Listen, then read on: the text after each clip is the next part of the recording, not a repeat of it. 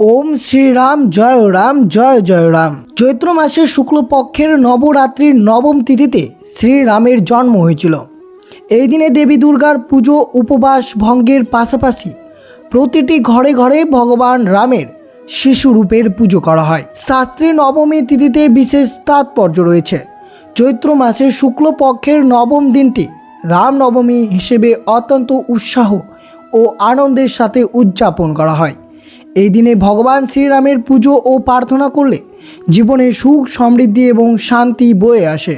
এটি সন্তানের আশীর্বাদ বয়ে আনে বলে বিশ্বাস রয়েছে। তাই বিশেষ করে শ্রবণ করবেন 2026 সালের 26শে মার্চ এবং 27শে মার্চ উদয়া তিথি অনুসারে এই দুই দিন চৈত্র মাসের শুক্লপক্ষের নবরাত্রি অর্থাৎ শ্রী রামনবমী ব্রতটি পালিত হয়েছে।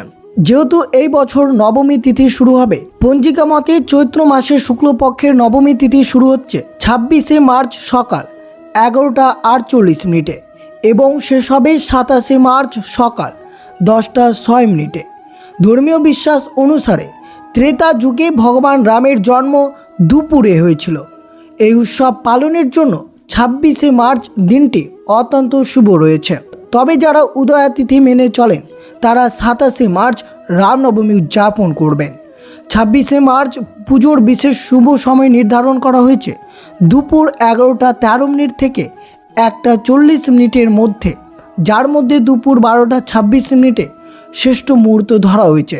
এই দিন অবশ্যই ভক্তি ভরে আপনারা শ্রীরামের পুজো অর্চনা করতে পারেন। বিশ্বাস করা হয় যে ভক্তি ভরে শ্রীরামের পুজো করলে জীবনে সুখ শান্তি ও সমৃদ্ধি বৃদ্ধি পায় এবং যাবতীয় দুঃখ কষ্ট দূর হয়।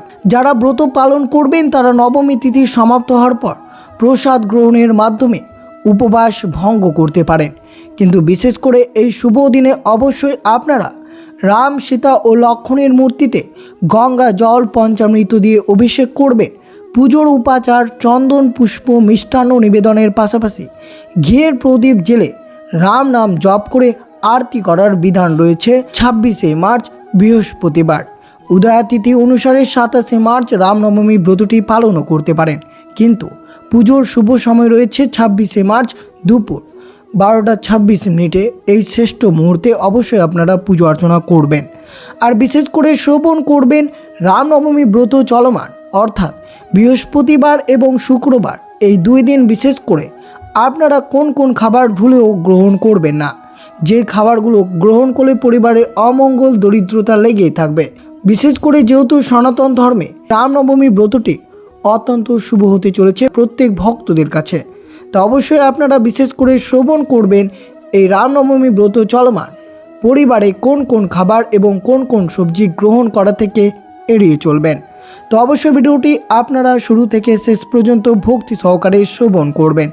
আর চ্যানেলে নতুন হয়ে থাকলে দয়া করে চ্যানেলটিকে সাবস্ক্রাইব করবেন, লাইক করবেন, কমেন্টে ভক্তি ভালোবাসা শ্রদ্ধা দিয়ে জয় শ্রীরামের জয় লিখে দিতে ভুলবেন না এই শুভ দিনটিতে। অবশ্যই ভিডিওটি আপনারা শুরু থেকে শেষ পর্যন্ত ভক্তি সহকারে শ্রবণ করুন। রামনবমী হিন্দুদের অন্যতম গুরুত্বপূর্ণ একটি উৎসব। প্রচলিত কিংবদন্তি অনুসারে ভগবান বিষ্ণুর সপ্তম অবতার ভগবান রাম এই দিনে জন্মগ্রহণ করেছিলেন। এই দিনে বহু ভক্ত উপবাসের মাধ্যমে দিন শুরু করেন এবং দিনের শেষে বেশ কয়েকটি খাবার নিষিদ্ধ করা রয়েছে। নবমী হলো নবরাত্রির শেষ দিন, তাই এটি অত্যন্ত উৎসাহের সাথে পালন করা হয়ে থাকে। বিশেষ করে এই বছর নবমী তিথি শুরু হয়েছে 26শে মার্চ এবং তা শেষ হবে 27শে মার্চ। অষ্টমীর একদিন পরেই পালিত হবে। রামনবমী ভগবান রামের জন্মবার্ষিকী হিসেবে পালিত হয়। ভগবান রাম ছিলেন রাজা দশরথের জ্যৈষ্ঠ পুত্র। রানী কৈকেয়ীর জেদে তাকে 14 বছরের দীর্ঘ বনবাসে পাঠানো হয়েছিল। রাম বানরদের নিয়ে একটি সৈন্যবাহিনী সহ অসুর রাজা রাবণকে পরাজিত করেছিলেন। ভালো অস্ত্রশাস্ত্রের অভাব থাকা সত্ত্বেও ভগবান রাম রাবণের বিশাল সেনাবাহিনীকে পরাস্ত করতে সক্ষম হয়েছিল। এই বিজয়কে অশুভের ওপর শুভের জয় হিসেবে গণ্য করা হয়েছে। ভক্তরা দিনভর উপবাস রাখেন এবং সমস্ত আচার অনুষ্ঠান সহকারে তার পুজো করে থাকেন। যারা দেবীর দুর্গার একনিষ্ঠ অনুসারী তারা নবদুর্গার অন্যতম দেবী সিদ্ধিদাত্রীর পুজো করেন এই শুভ দিনটিতে। এই রামনবমীর দিনে পুজো করলে কি হয়? অনেকেই বিশ্বাস করেন এই দিনে নিষ্ঠা করে পুজো করলে সকল মনের অনেক আকাঙ্ক্ষা পূরণ করে। ভগবানের কৃপায় সব ধরনের সংকট থেকে রক্ষা পাওয়া যায় এই দিনে পুজো করলে। তা অবশ্যই আপনারা বিশেষ করে 26শে মার্চ বৃহস্পতিবার এই রামনবমীর দিন বেলায় কীভাবে পুজো অর্চনা করবেন। যেহেতু শ্রী বিষ্ণুর সপ্তম অবতার ভগবান রাম দুপুরে অর্থাৎ মধ্যাহ্নকালে জন্মগ্রহণ করেছিলেন, তাই মধ্যাহ্নকালে পুজো করাটা অত্যন্ত শুভ হতে পারে সকল ভক্তদের জন্য। তাই রামনবমীর আচার অনুষ্ঠান পুজো বিধি কী রয়েছে, বিশেষ করে আপনাদেরকে অবশ্যই ব্রহ্মা মুহূর্তে ঘুম থেকে উঠতে হবে, উঠে স্নান করে শুদ্ধ হয়ে নিতে হবে। বিশেষ করে অবশ্যই মনে রাখবেন হলুদ বস্ত্র পরিধান করবেন এবং প্রথমে ভগবান সূর্যকে অগ্র নিবেদন করবেন। তারপর অবশ্যই ঠিক দুপুর 12টা অর্থাৎ পুজোর শুভ সময়ে আপনাদেরকে তুলসী পাতা, পদ্ম ফুল, চন্দন, গঙ্গা জল, ফুল, ধান বা চাল ইত্যাদি প্রয়োজনীয় পুজো সামগ্রী দিয়ে ভগবান রামের উপাসনা করতে হবে। প্রভুর জন্য ফল ও মিষ্টি নৈবেদ্য প্রস্তুতি করতে হবে।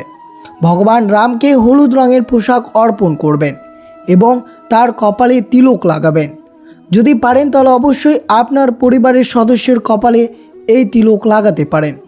পুজো শেষ হয়ে গেলে অবশ্যই আপনারা সেই প্রসাদ বিতরণ করবেন, কিন্তু অবশ্যই মনে রাখতে হবে আপনারা বিশেষ করে এই ভগবান রামের প্রসাদে অবশ্যই তুলসী পত্র নিবেদন করবেন, তা অত্যন্ত শুভ হতে পারে এই শুভ দিনে। যেহেতু ভগবান রামের ভক্তরা এটি অত্যন্ত শুভ দিন, এই দিনটি অবশ্যই ভগবান রামের কাহিনী শোনা উচিত। বিশেষ করে ভক্তরা ভগবান রামকে সন্তুষ্ট করতে তার কাছে নিজেকে উৎসর্গ করে এই দিনে উপবাস পালন করা উচিত। ভক্তরা ভগবান রামের কীর্তন ভজনে নিজেকে জড়িয়ে রাখতে হবে এই শুভ দিনটিতে। এই দিন অবশ্যই আপনারা শ্রীরাম জয় রাম জয় জয় রাম এই মন্ত্রটি অবশ্যই 108 বার ভগবান রামকে স্মরণ করে এই পবিত্র দিনে পাঠ করবেন। এই পুজো পরিবেশ এবং মনকে শুদ্ধ করতে সাহায্য করে। সুখ, সমৃদ্ধি, শান্তির জন্য এটি অন্যতম কার্যকারী রামনবমীর একটি গুরুত্বপূর্ণ উপবাস। এই দিন অবশ্যই রামকথা পাঠ বা শ্রবণ করবেন, রামায়ণ পড়বেন। অবশ্যই ধর্ম, ধৈর্য ও সত্যের মতো মূলবোধ নিয়ে চিন্তা ভাবনা রাখবেন এই শুভ দিনটিতে। এই দিন অবশ্যই প্রতিটি কাজে সাফল্য পেতে ভগবান শ্রীরামের উদ্দেশ্যে একটা চন্দন তিল লাগান, এর সাথে রাম স্তোত্র পাঠ করুন। আর্থিক সুবিধা পেতে অবশ্যই প্রতিটি কাজে সাফল্য পেতে রামনবমীর দিন রাম অষ্টক পাঠ করা শুভ হতে পারে। রামনবমীর দিন নিয়ম অনুসারে ভগবান শ্রীরামের পুজো করুন, সে সঙ্গে ভোগের সঙ্গে তুলসী ডাল ব্যবহার করতে পারেন, এতে শ্রীরাম শীঘ্রই প্রসন্ন হবেন। আর অবশ্যই শ্রবণ করবেন এই রামনবমীর দিন আপনারা কোন কোন খাবার এড়িয়ে চলবেন, যে খাবারগুলো গ্রহণ করলে পরিবারের অমঙ্গল, দরিদ্রতা পিছু ছুটবে না।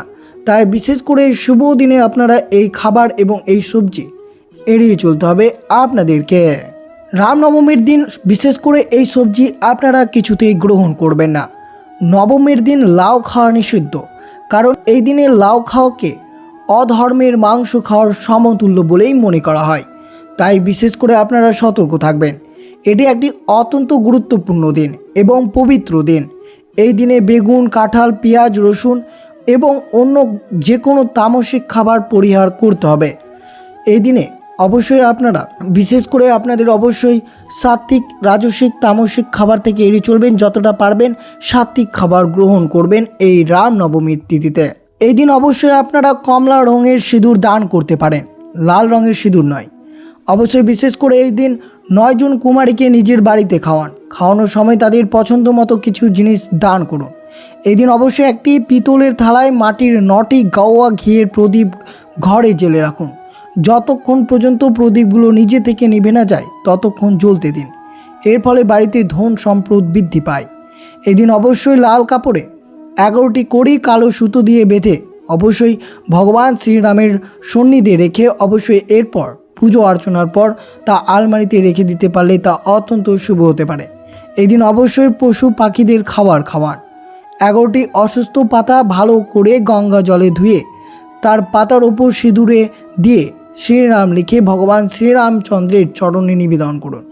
এই ক্রিয়াকলাপটি করলে তা অত্যন্ত শুভ ফলদায়ক হতে পারে।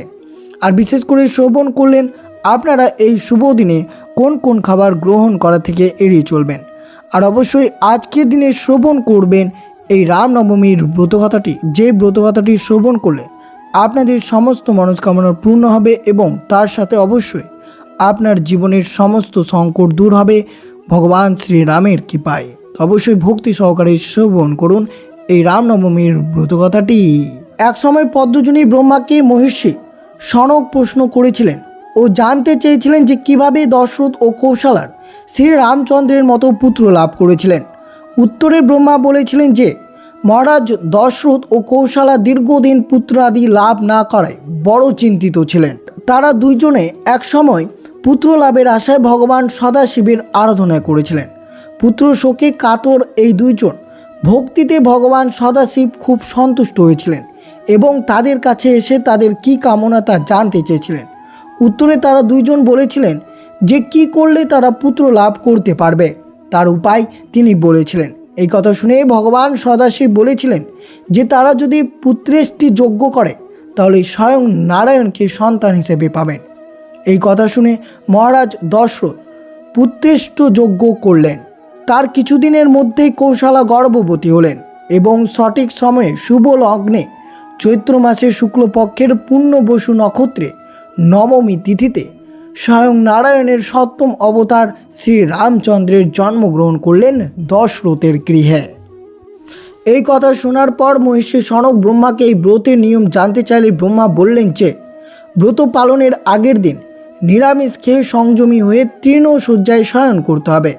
পরদিন সকালে উঠে স্নান করে শুদ্ধাচারে সংকল্প করে প্রথমে কৌশলা, তারপর দশরথ ও পরে রামচন্দ্রের পুজো করতে হবে। পাদ্য অর্থ দিয়ে পুজো করে পুষ্পাঞ্জলি দিয়ে সেই দিন অষ্টম প্রহরে অষ্টবিধি পুজো করতে হবে।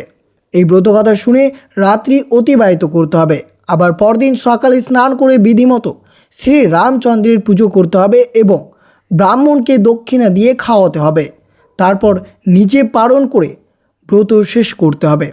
এই ব্রতকথা শুনলে রোগী রোগমুক্ত হন, দরিদ্র ধনবান এবং পুত্রহীনা পুত্রবতী হয়।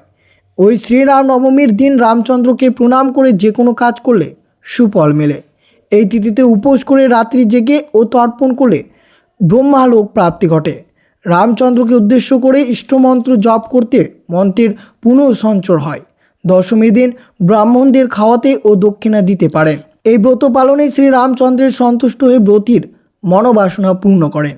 এই ব্রত পালন করলে দুর্বিষহ গর্ভ যন্ত্রণা ভোগ করতে হয় না। এই রামনবমীর দিন রামচন্দ্রকে স্মরণ করে যে কাজ করা হয় তা সর্বাঙ্গিনী সুসম্পন্ন সফল হয়ে থাকে। এই ব্রতটি অতি পুনা একটি ব্রত।